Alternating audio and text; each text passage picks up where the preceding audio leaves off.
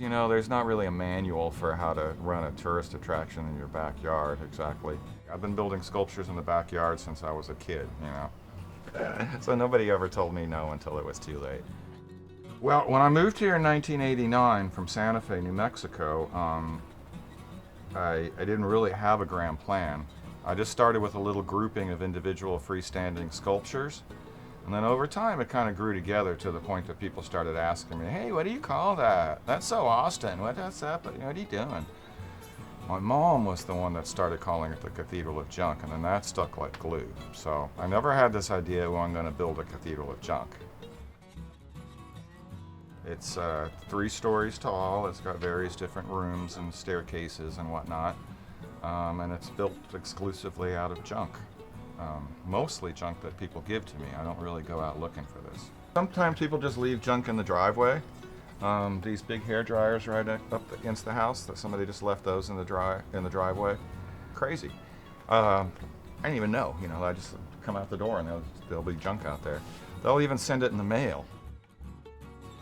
Well, there's a limit what I can do here. You know, my little history says I'm 99% done. And I am, because there's a height limit, there's setbacks from the property line, there's a McMansion tent line, there's all these parameters. And I kind of have to work within the parameters that the city has set for me, because it's a residential neighborhood and it's not a business like that. I'm not allowed to set hours, so it's got to be by appointment. So sometimes I can be kind of hard to get a hold of, and sometimes it's on purpose, you know. I have to manage how many people come through here. I count every last person, so I know where I'm at in my comfort level, you know. The cathedral is something that was produced by old Austin, the way it used to be, and I'm not sure that if I moved here now, any of the circumstances that led to me to being able to do this would exist, because I had cheap rent for 17 years. That doesn't exist. So, you know, for Austin to keep up being weird, it needs to be affordable, and I don't think it currently is very affordable at all. Honestly, after my second marriage ended, I was really down on the whole thing. I wanted to get the hell out of Austin. I was really depressed. And I was like, I'm tearing it down and I'm out of here. So I started tearing it down. About 6 months I was tearing it down, and after about 6 months I felt a lot better. And you know, and then I started building it back up again. It was interesting because I learned a lot about how it's put together, tearing it down. It's really, really strong.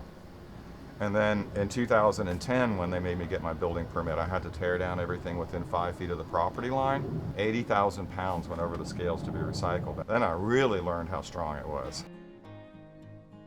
My pat answer is I say the donation box is my favorite part, but really my favorite part is the different ways that people use it and whatnot, like when I have a wedding or music videos are shot here, you know, that's really cool. Or the school, the classes, you know, they'll come and they'll visit and everything, and then they'll go back to school, and then they'll send me a thank you card or something, or a thank you sheet, you know.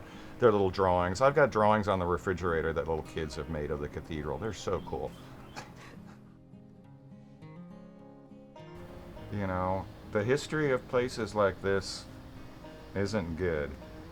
Most of them get destroyed after the guy dies.